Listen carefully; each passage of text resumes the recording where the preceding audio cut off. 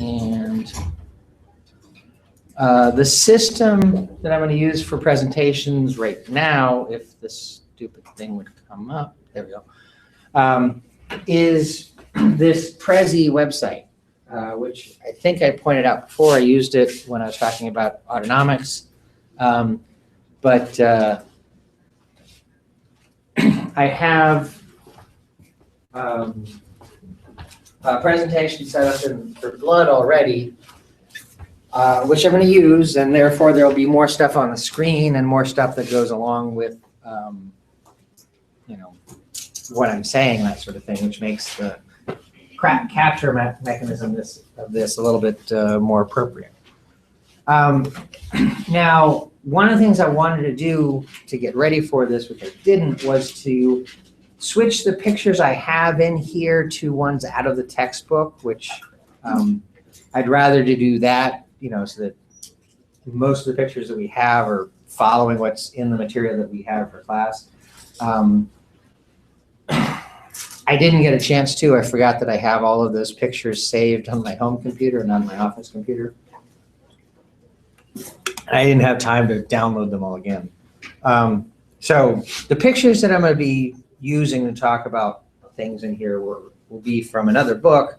It's not going to be different from what our book shows. It's just going to be, you know, different artwork. So it won't quite correspond to what you've seen.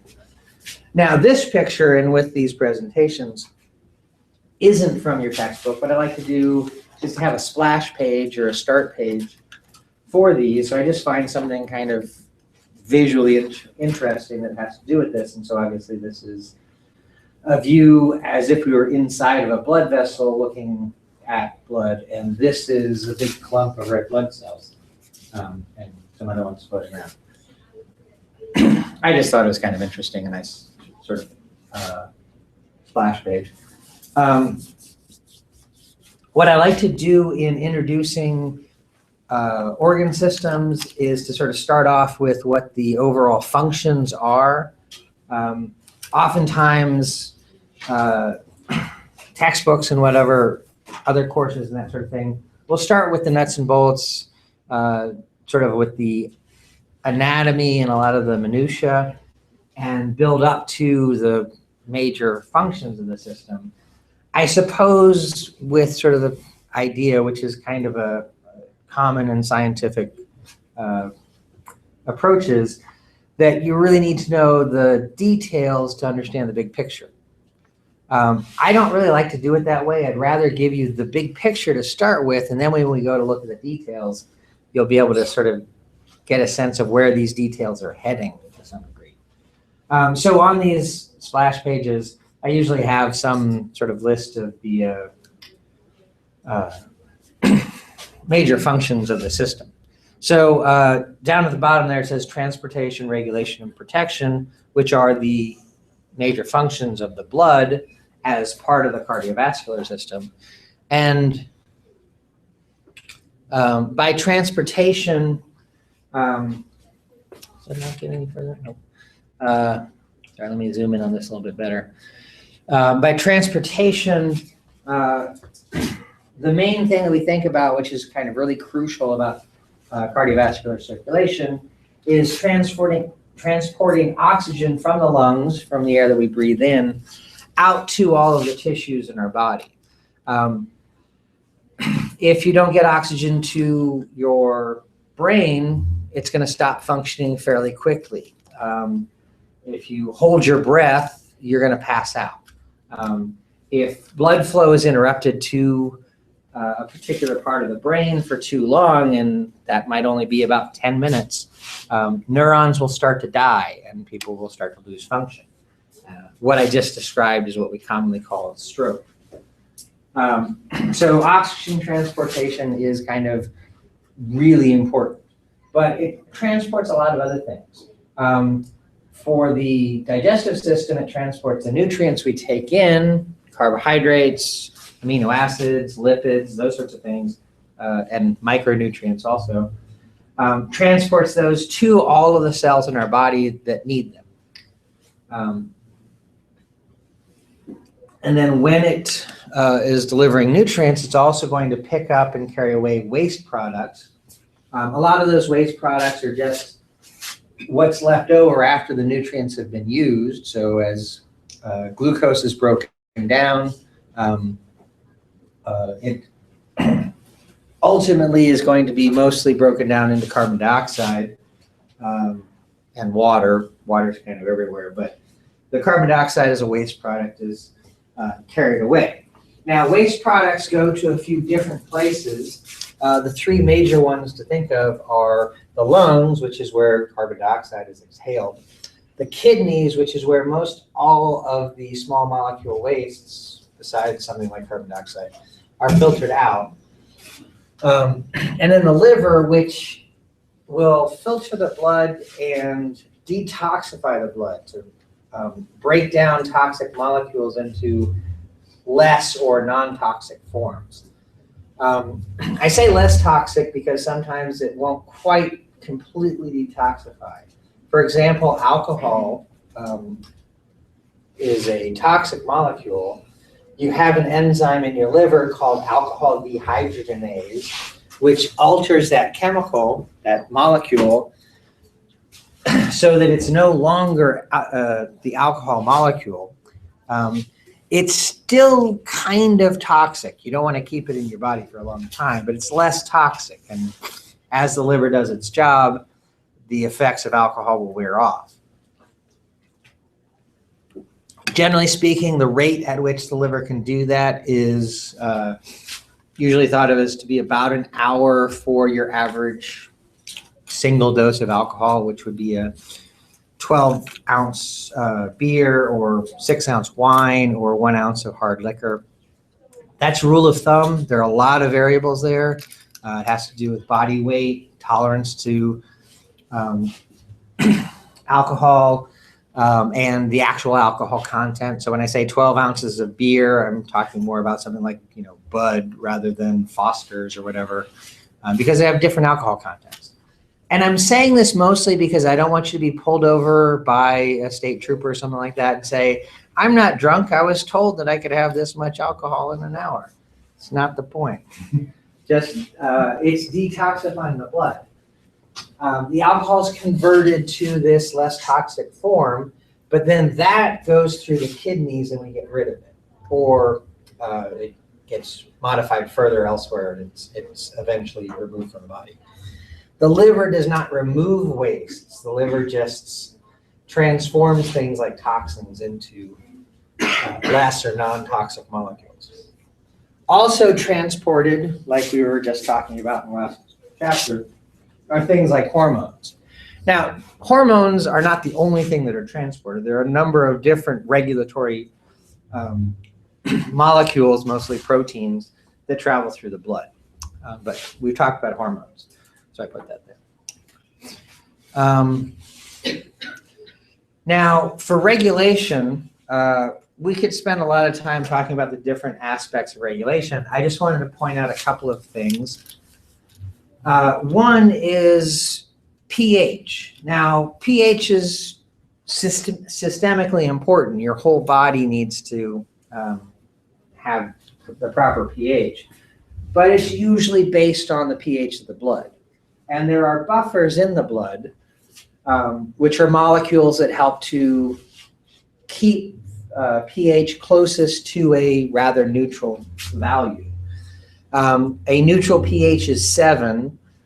Physiological pH is a little bit off from that. It's about 7.35 or so. And what buffers do is they're able to, in a manner of speaking, sort of soak up the components of a solution that change the pH. Usually when we talk about pH and buffers, we're talking about acidic pHs that need to be neutralized. So if your blood's pH is below 7.35, if it's 6.5 or something like that, it has a higher concentration of hydrogen ions than it should. And so buffer molecules are molecules that react with the iron ions and will return the pH to a normal value. It is possible that pH could go in the other direction. You could have an alkaline pH, a more basic pH, which is when the hydrogen ion concentration is low, or conversely, you could say the hydroxide concentration is high. And so buffers, other types of buffers can react with the hydroxide and get the pH down back to its more normal level. There are a number of other things that the blood's involved in with regulation, like blood calcium levels, blood glucose levels. A lot of that's kind of more in terms of the transport aspect, but those homeostatic mechanisms are looking at the content of different things in the blood. I like to mention or remind students at this point about body temperature. It's something that kind of comes up more largely in A&P 1 when you're talking about the skin, but I want to remind you that blood is very important for body temperature regulation. So when you're cold, the blood moves out of your skin to stay in the core of your body to sort of retain that heat. When you're hot, it moves out to the skin to radiate off that heat. And it's the basis of making sweat, which when the sweat evaporates, helps that heat radiate off. So it's really important to body temperature regulation there. And then protection. I kind of like to think of the protection aspect of this. The two things I have here are sort of blood's ability to kind of protect itself and its role that it plays in protecting the whole body. Blood clotting is an internal function of blood. Its official name is hemostasis, not to be confused with homeostasis. Homeo in homeostasis means self. Hemo in hemostasis means blood. So it's keeping blood or making the blood stay or something like that. What it's referring to. You may see a variation of this word, which means the same thing. I don't think it's terribly common, but if you ever see hematostasis, hemo, hemato are just sort of two different variations of that root that means blood. But that's blood clotting. And we're going to talk about the process of blood clotting, but basically the circulatory system is a closed environment. Blood should stay within the blood vessels. If something interrupts that, if there's damage to a blood vessel wall, then blood will leave the circulation. And so blood clotting is a mechanism to ensure that it stays there, heal up, seal up the breach that might be there. And then blood's part in the broader sense of protection has to do with immunity and the immune system. We're going to be talking about blood cells, and one of those types of blood cells are white blood cells, which are effectively the cells of the immune system. There are a few other cells, but that have to do with immune responses, but most of them are white blood cells. We're going to introduce them in this chapter so you're aware that they exist, but we're really going to talk about their function when we get to the immune chapter, which will come right after we finish the cardiovascular system. So that's sort of an overview of the functions of blood. Now, again, I wasn't able to switch to pictures that are actually out of our book, so I'm using some different pictures. This big picture here is out of the Martini book. For those of you that had AP1 to somebody else, that's the book you have. Those of you that had it with me, it's not the book you have. But this is actually kind of an impressive picture, just sort of how they put all the information together. It's kind of like an infographic, which you might find on the internet somewhere. I do have a few slight issues with it. This is talking about the components of blood, what makes up blood. And it's separating out, so there's sort of a white line down the center, and everything above is referring to what we call plasma, which is the extracellular component of blood. And everything below the line is referring to the formed elements, which are the cellular components of blood. The test tube over here is supposed to represent blood that has been obviously removed from somebody's body, and then it's going to be tested by separating the plasma from the formed elements. This is what we did in lab yesterday. It's called the hematocrit, and for those of you in the Monday lab group, we'll get to that lab and we'll look at it in more detail. But in this tube, if it has been treated for measuring the hematocrit, then we should see red at the bottom and then sort of a pale straw yellow color transparent fluid at the top because the plasma and the formed elements have been separated out.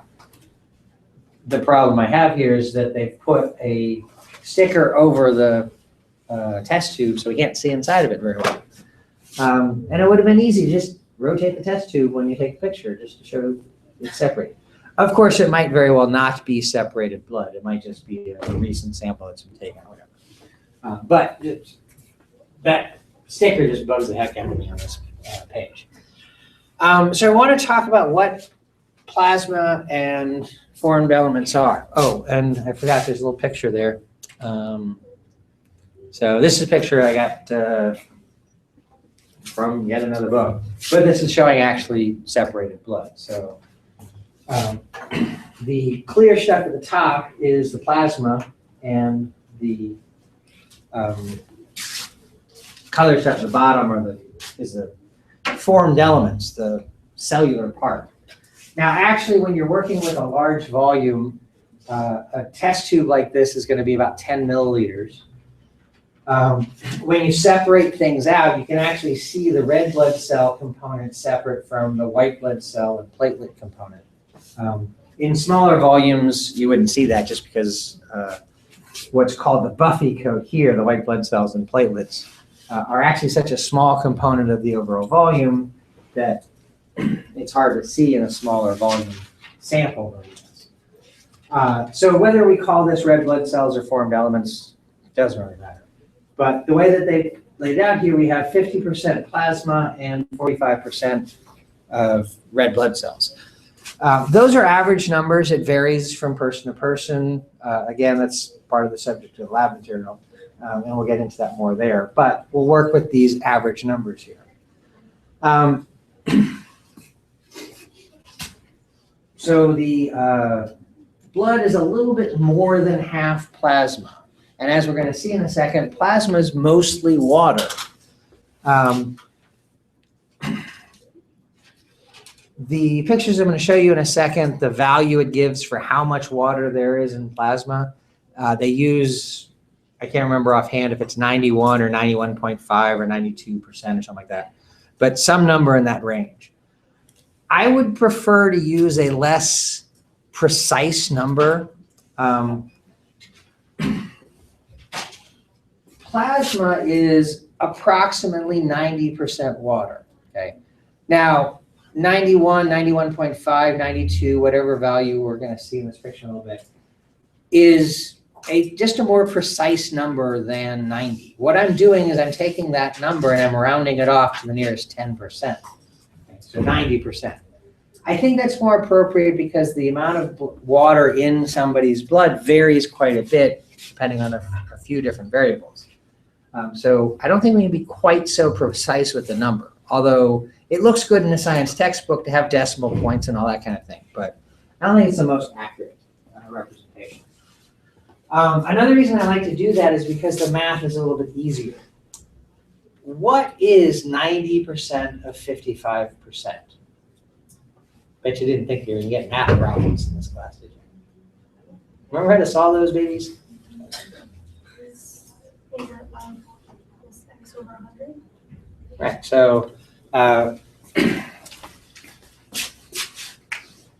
where did I put my pen? There's one on the tray. Yeah, but I usually have a good one over here. but I guess I left it in lab. So if you set up a couple of ratios, is over O, is that? Over equals X over 100. Okay, yeah, okay. I think yeah, that sounds right. It might be of over is, and we'll get to that in a second. So we're trying to figure out what percentage overall of the blood is water, and we know that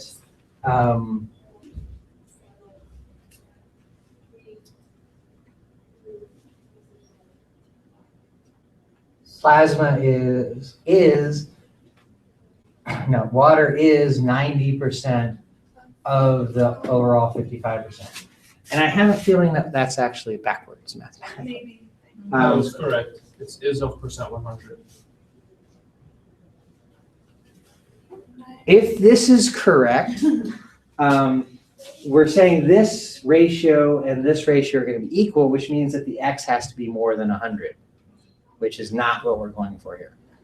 It's been a while. Yeah. And I actually don't ever bother actually doing it this way. We got the general. General. The other way to solve it is 0.90 times 55, so 90% of 55, and that'll give you the X value here. It's been a long time since I've done it with these. And I think really to make that work out, they have to be reversed. But what is 9/10 of 55? 49. Very, very close to 50%. Okay. Which is to say that blood is half water. Okay. Yes, it's got cells and other things dissolved in it, but really half of what's in your blood is just plain water, which is why it's a liquid. Okay.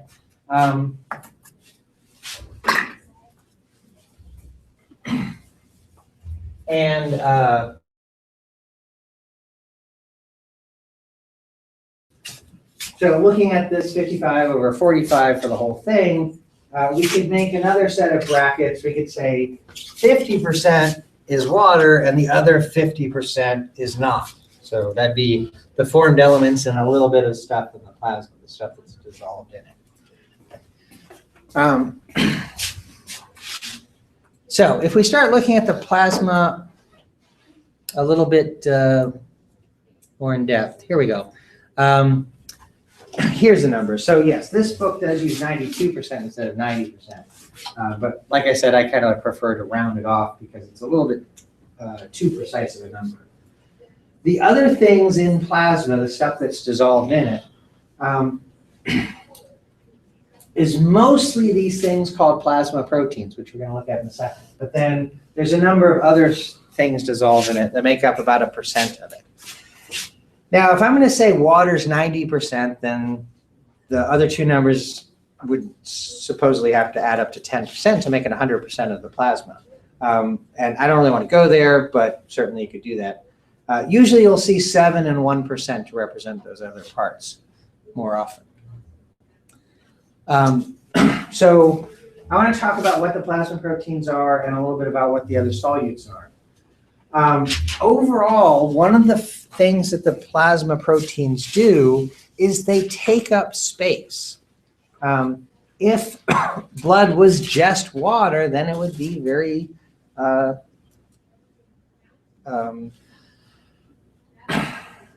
low concentrated solution. Okay. We have various things dissolved in the various solutions in our bodies, whether it's intracellular or extracellular fluids. There are things there. And so the blood has to match that. And it does that by letting these plasma proteins take up some space, be dissolved in it. That's going to make plasma isotonic to extracellular fluid, which is going to be isotonic to intracellular fluid. So there's a consistency of concentrations within all of the different bodily fluids. And that allows for controlling osmotic pressure and osmotic diffusion. You're not going to have water moving across membranes all the time. You have tighter control over the fluid balance. body.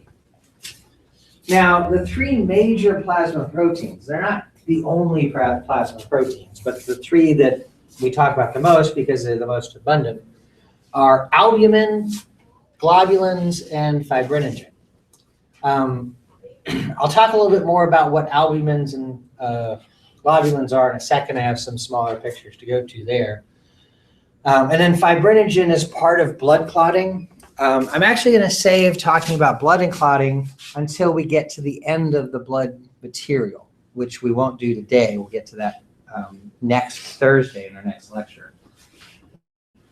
So since I'm not going to talk about fibrinogen anymore here, I just want to mention it's a blood clotting protein, and we'll get to it later when we get to blood clotting. But, albumin is just a rather globular protein.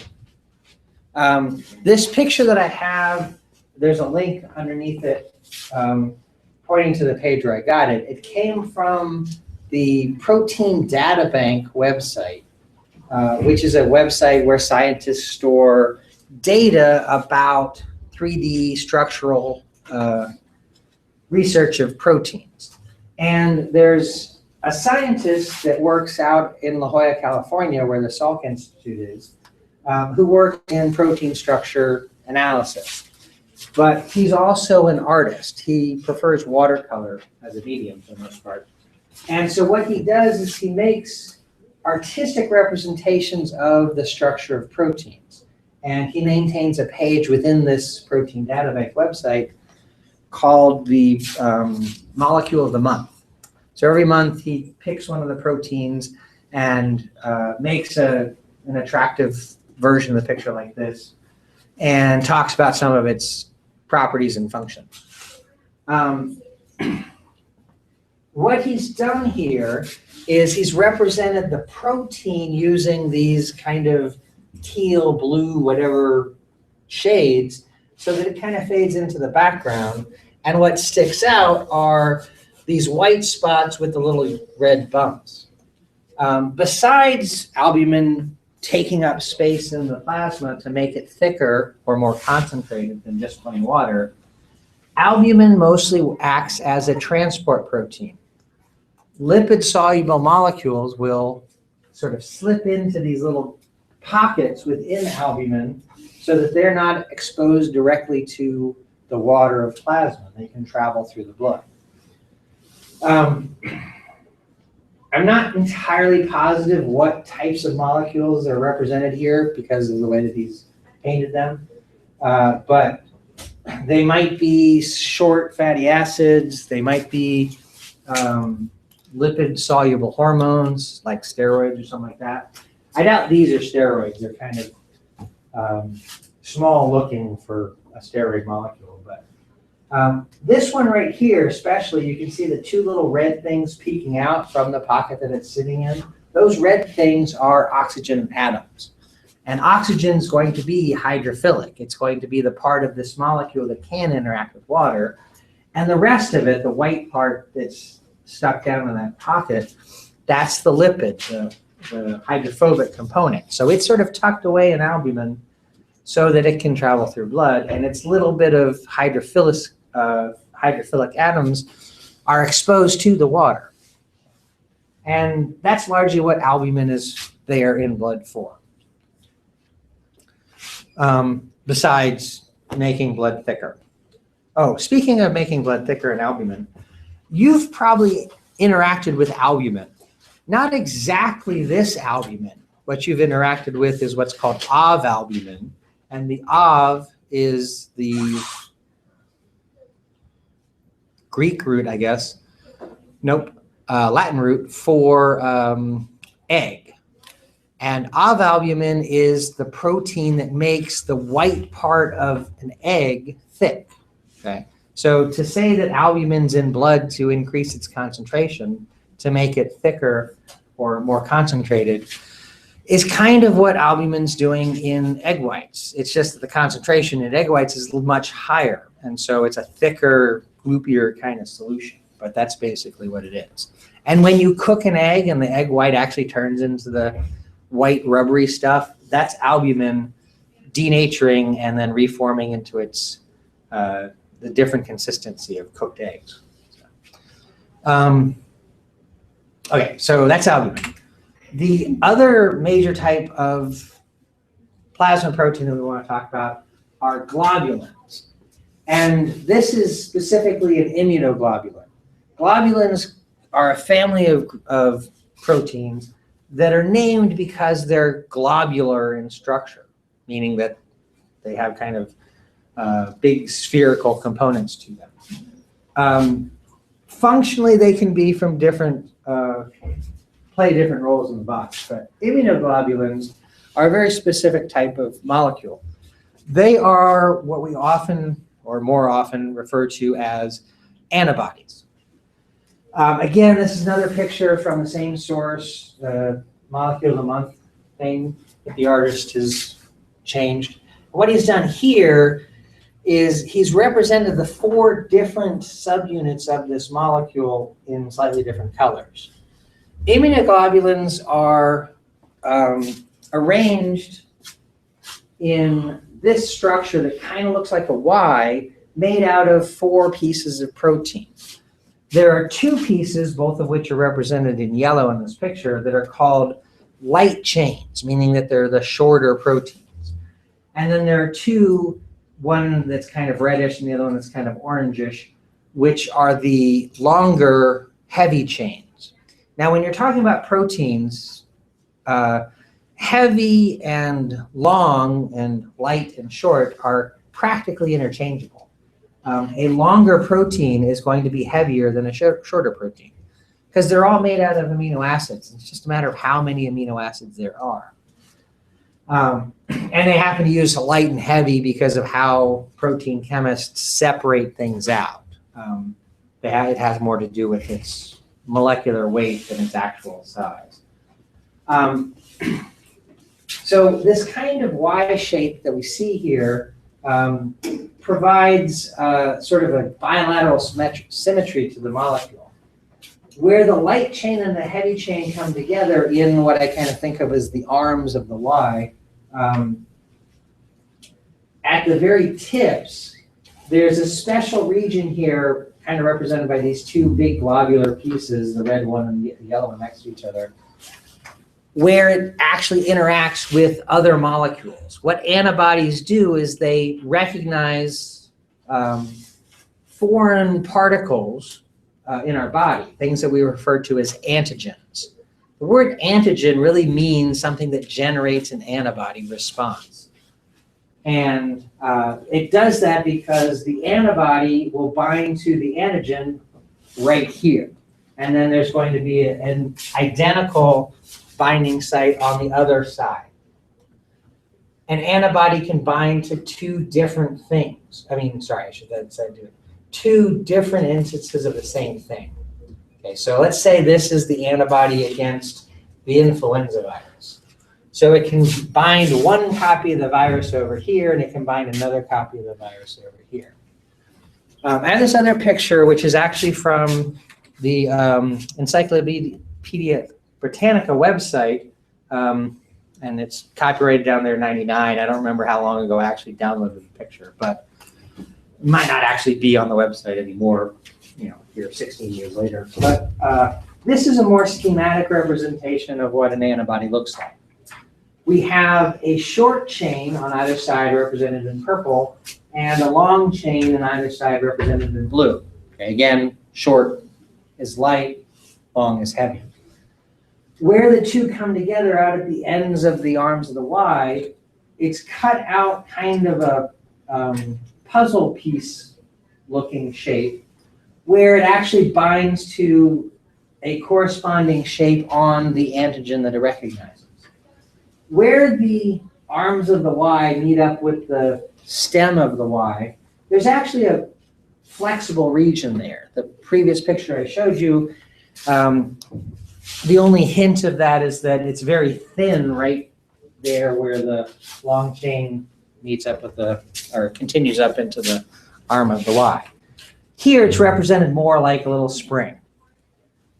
And so the arms of the Y can actually move around quite a bit. to interact with whatever they have to. So the first one we see over on this side is bound to two spots on the antigen that are exactly alike. If this is a virus particles are these kind of very symmetrical mosaic protein shells. So there's going to be a lot of repeating patterns on them, and that's what we see bound here. And then the next one we see bound to the same structures, but on two different virus particles, helping to link them together. And then we see a third one way off here on the side, linking one of those virus particles to a third one. And so now these three virus particles are all sort of caught together. And there could be another antibody bound to this, bound to another one, or one bound here, bound to another one. And it starts to make this big clump of virus particles that are stuck together, kind of like they're all wearing handcuffs or something like that. Okay. Now, if I were to take all of you and handcuff you all together, don't worry, I'm not going to actually do that. But if I did, it'd be a lot harder for you to do a lot of things, right? Okay, so let's say I handcuff all of you together and then I say, okay, go drive home. You gonna be able to do that? Stretch limit. Or you get a city bus or something like that, yeah, sure. But no, you wouldn't be able to do what you would normally do, which is go to your car, get in it, and start up and drive away, because you'd have, 18 other people attached to you, which probably would not all fit actually in your car. So imagine we have a bunch of viruses all linked together, kind of like this picture suggests. They can't do what they're supposed to do, which is to infect cells in your body. And so antibodies, by binding these together, what's called cross-linking, says up here underneath the B, actually renders the, in this case, virus particles, incapable of causing infection. Antibodies do a lot more than that, and we're going to look at that in a lot of detail in the immune system. Again, they're components of the blood, but their function is really immune, so we're going to save it for that chapter. Before I get down to the cells, let me just scoot this down a little bit so we can see the other solutes. I don't want to go through all of these, but any of the small molecules that are in the plasma are represented here. So some of them are nutrients, which would be the macromolecules or micronutrients that we absorb from the food we eat. There are electrolytes, which is basically what we call an ion when it's dissolved in water. Some of them are single atom things like sodium and potassium and calcium and magnesium. Some of them are multi-atoms like bicarbonate, phosphate, sulfate, those kinds of things. But those are all electrolytes. Those are the kinds of things that you're trying to replace when you're drinking Gatorade. And then there's organic wastes, which are also small molecules. They can be things like carbon dioxide through all sorts of other little waste molecules that we make in the normal everyday function of our cells. Something I want to mention for a second here, it's not pointed out, are gases. So carbon dioxide, I've mentioned a couple of times, is a gas, and we'd find that dissolved in blood. And I've mentioned oxygen, that's a gas, we find that dissolved in blood. But when we breathe in, we don't just breathe in oxygen and exhale carbon dioxide. We're actually breathing in all of the air around us, which is not primarily oxygen and carbon dioxide. About 3/4 of the air that we breathe in is nitrogen. So it doesn't mention it here, but I do want you to know that there are other things in our blood, like nitrogen gas. Now, we can't do anything with nitrogen. Okay? We breathe it in, it gets in our blood, it just sits there, it's completely inert as far as we're concerned, and then we exhale it. Okay? But it's present in our blood because it's a gas that we inhale and it gets from our lungs to our blood. So there are a few other things in what's listed here, but in this picture it kind of gets at the major things to think about. Now, below the white line, we're talking about the formed elements, which are the cells. So I want to talk about those. There are three types of blood cells. There are red blood cells, there are white blood cells, and platelets. Red blood cells are the most numerous by far They make up about 99% of the cells in your blood. And then number-wise, right behind that, we have platelets. But as you can see from the picture, platelets are really small.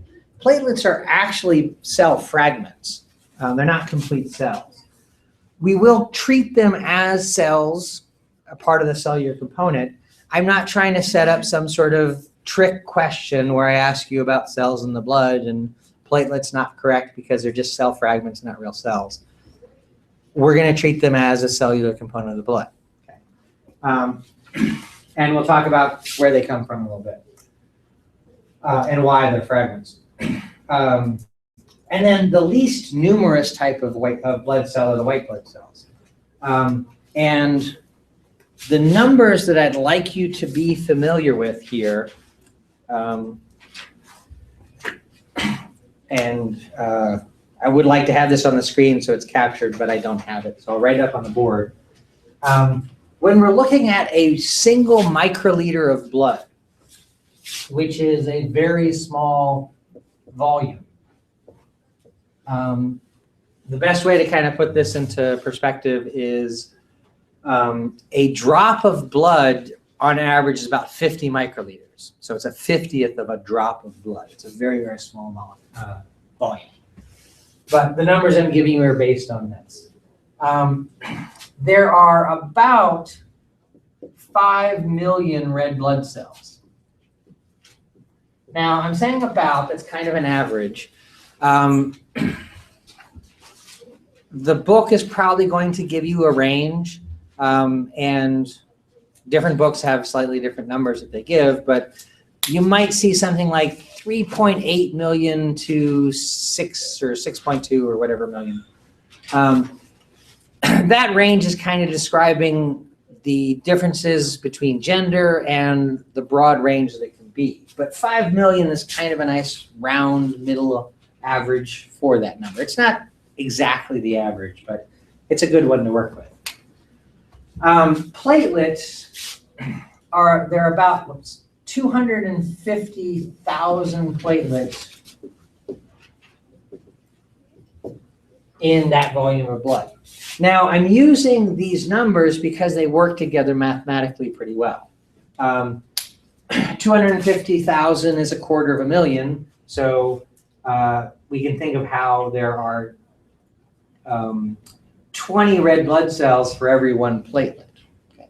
Works out that way pretty well. And then in that same volume of blood, there's going to be about 10,000 white blood cells. If you hear about a range of white blood cells, you're probably going to hear 5 to 10,000 or something like that, which is perfectly fine. I like to use 10,000 here because clinically it's important. What does it mean if you have a higher white blood cell count than 10,000? Yeah, you're fighting off an infection. Okay, your immune system has increased the number of white blood cells to fight off some sort of pathogen. Okay. So this is a nice little cutoff looking at that. The 5,000 that sometimes you'll see in the range is usually the indicator for low white blood cell count, which would be what we call immunocompromised. So somebody who has an immunodeficiency disease like AIDS, they usually have a low white blood cell count number, which is usually below 5,000. But again, I'm just giving you round numbers here. So if you think about 10,000 white blood cells, that's basically 500 red blood cells for every single white blood cell. So they vastly outnumber. The relative sizes are suggested in the pictures here. So even though there are a lot more platelets than white blood cells, since they take up a lot less space individually, they're a pretty small fraction of the blood. Together, the white blood cells and the platelets, which make up the buffy coat in the hematocrit, in the separated blood in the test tube, are around 1% of the volume. And then the red blood cells are kind of the other 99%. They just vastly outnumber the cells that we see. And Oh, I thought the picture, hold on a second, I'll come back to that. Oh, there's the picture. Okay. I thought it was supposed to go to this picture. Sorry, jumping around. This is a micrograph of stained blood cells. It's what we would call a blood smear. For most tissue, when you're looking at it under the microscope, you're going to section and stain and put it on the glass. With blood, you just put a drop of blood, add stain to it, and then with the cover slip, you smear it across the slide. And that's going to result in a layer of cells that shouldn't be more than 1 cell thick. Okay. So we see a little bit of overlap, like these 2 cells overlap here, or this cell on top of these others. But it's not too crowded on the slide. For this particular slide, to show you some examples of different white blood cells, they found a region with 4 white blood cells here. But based on these numbers, if we see 4 white blood cells, on average, we should see how many red blood cells? Another math question. Wait, can you repeat that? If we see 4 white blood cells in this picture, how many red blood cells on average should we see? Yeah, about 2,000. Definitely not 2,000 red blood cells. The distribution of cells in the blood smear is not going to be completely even. So you can find a place where there are a good number of white blood cells and get them in a picture like this. But it is a little bit misrepresenting the distribution of cells here. And then these little things here, those are the platelets, okay, that are scattered around. And I'm not going to count things on the slide, but that might be a better representation of the relative numbers. I could imagine that there's 20 times more red blood cells than platelets there. I might be wrong. It might only be 10, but whatever.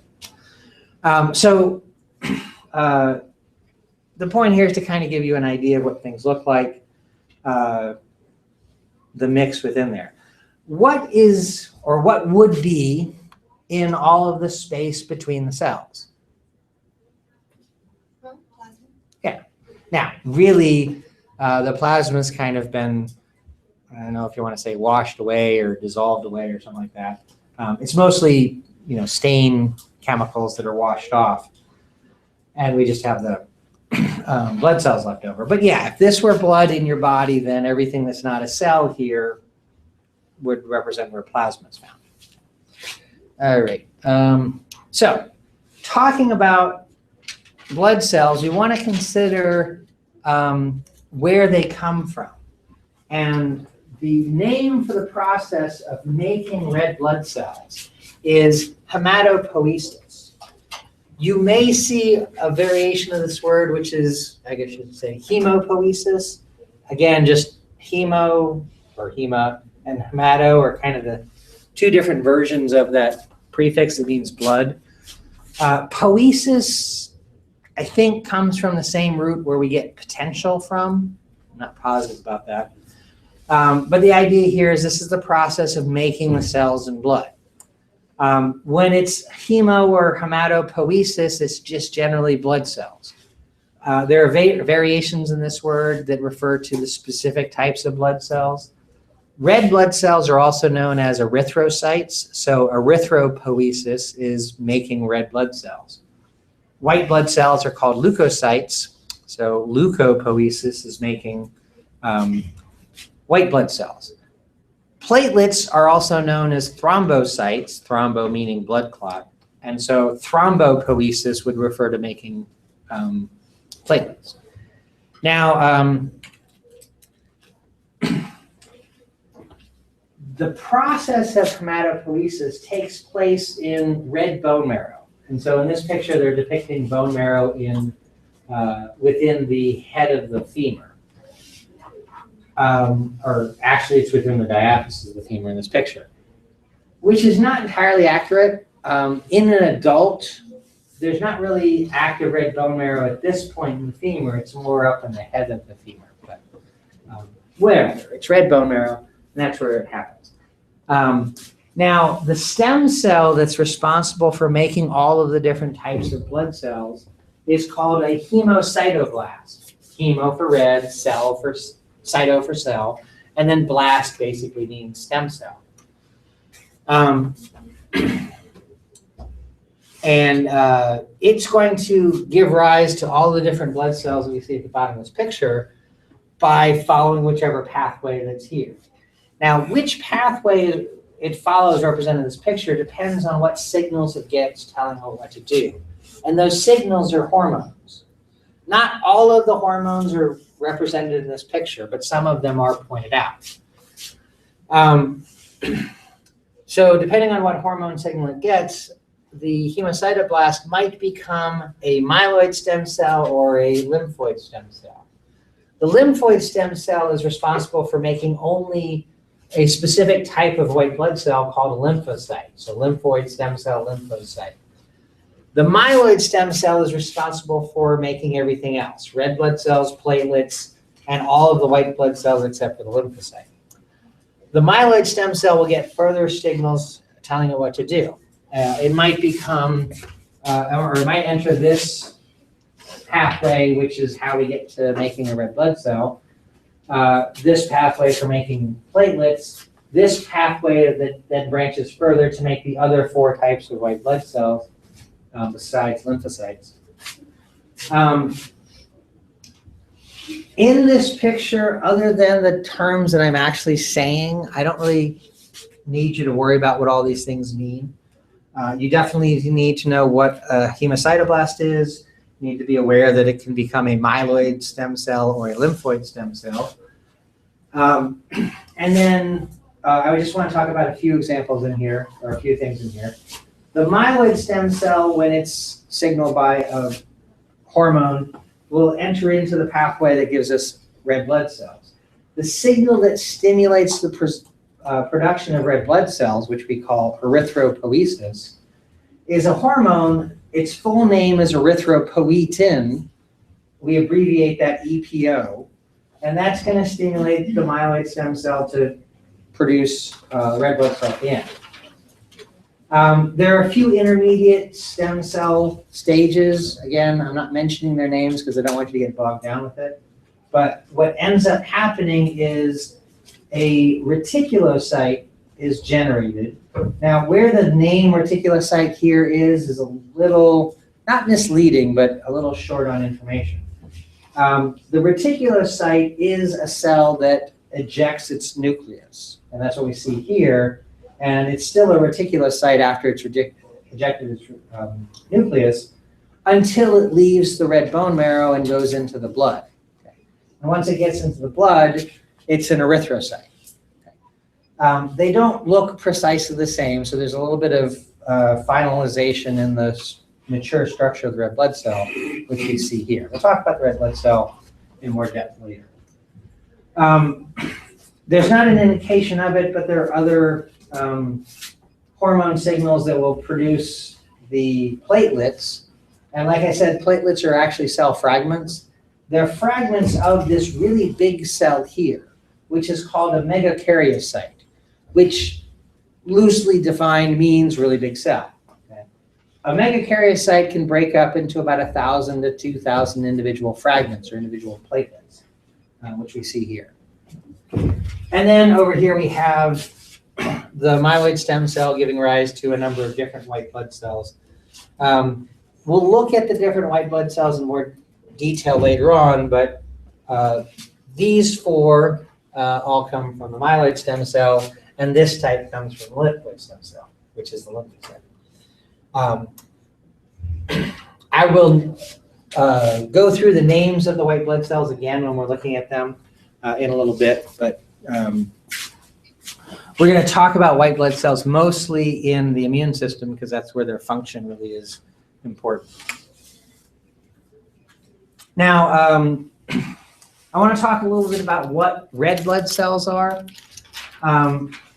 First off, we just saw them, how we make them. Erythropoietin stimulates the process that leads to a reticulocyte, which ejects its nucleus, which means that red blood cells don't have a nuclei in them.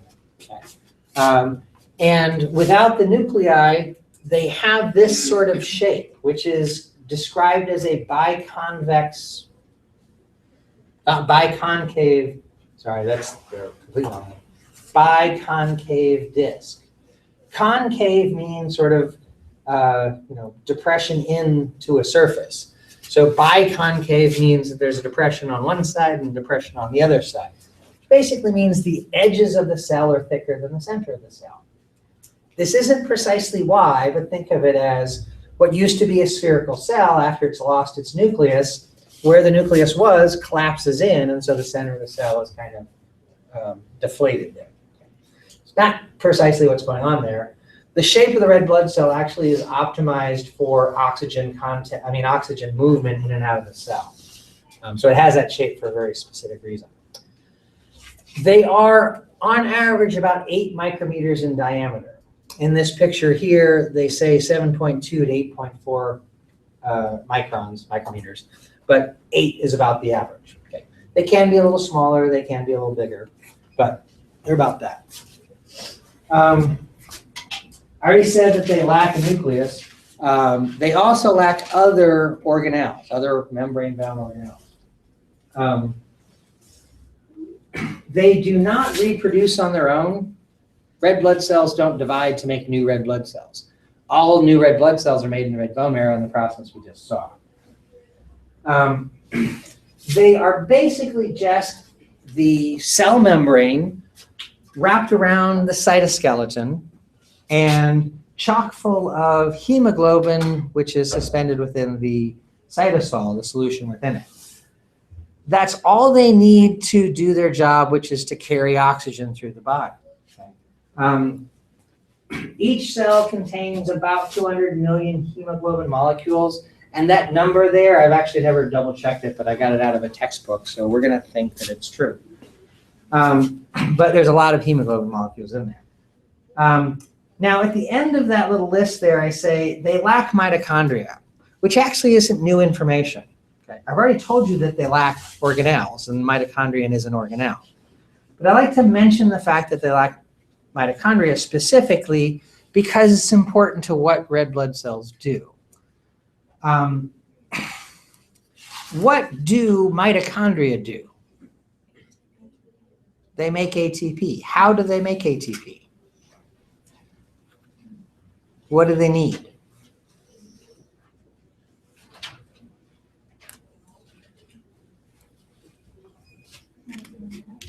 Somebody say something? Where do we get ATP from? We don't just make it magically out of nothing. What are the precursors to it? Sorry? That's where they make it, but what do they make it? I mean, what do they need to be able to make it?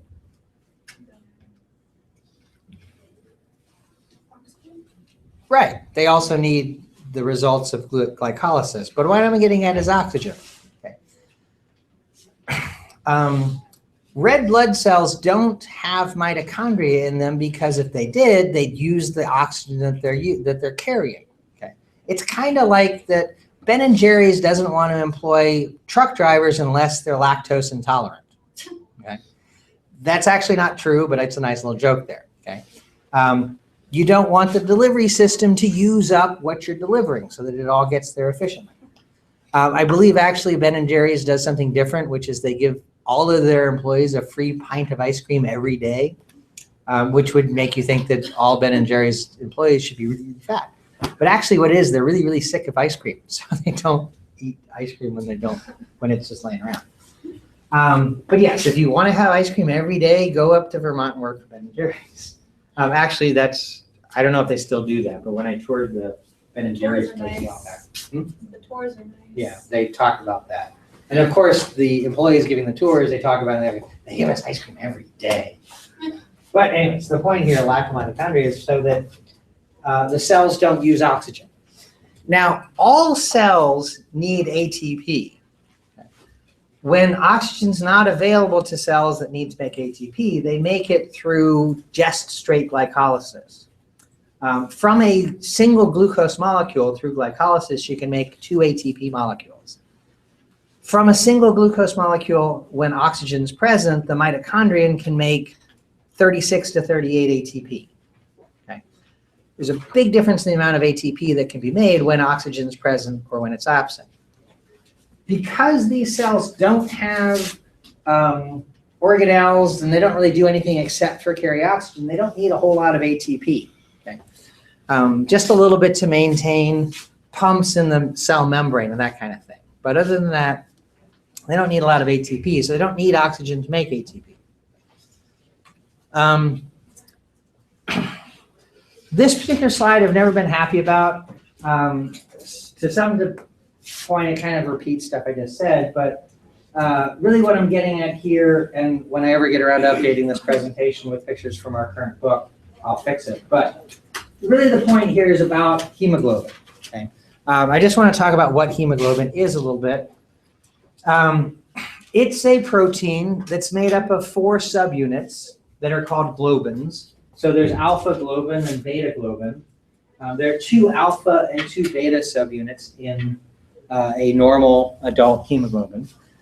There's another chain called gamma globin, which is not present in adult hemoglobin, but it is present in fetal hemoglobin because a fetus's relationship to its oxygen supply is very different from an adult's relationship to its oxygen supply. So they have different types of hemoglobin.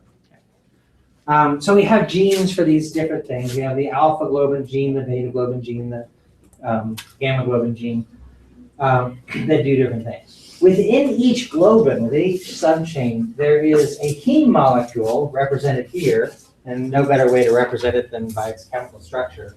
You do not have to memorize its chemical structure. It's just the only way to really draw the picture. At the center of the heme molecule is an iron ion. Okay? And this is what reacts with the oxygen. When oxygen and iron interact, we make iron oxide. Okay? And that's how it's carried along. Where have you heard of iron oxide before? Yeah, that's rust. I asked the question that way because I asked it yesterday in lab and I knew the Wednesday people would know it. But yes, that's rust. Rust is what color? Red. Blood is what color? Red. It's the exact same chemical reaction, the exact same chemical compound giving blood and rust their same basic colors. It's from that that oxidized iron there. Okay. Now just a little bit more about the subunits. You've probably heard of sickle cell anemia. It's a fairly well described condition. It's a fairly rare condition, and in biology classes where they're talking about hemoglobin and they talk about sickle cell anemia, students often get the impression that it's a pretty common condition, but it's not. It's called sickle cell anemia because the red blood cells take on this sickle shape as opposed to the more traditional round shape.